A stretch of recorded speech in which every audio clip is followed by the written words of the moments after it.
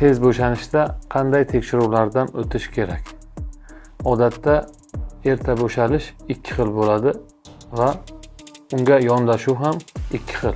Birinchi holatda, agar sizda erta bo'shalish balog'atga yetish davridan boshlanib toki uylanib, farzandli bo'lib, oilali bo'lganingizdan keyin ham davom etsa, demak, jinsiy olat bosh qismidagi sezuvchanlik yuqori bo'lishi mumkin.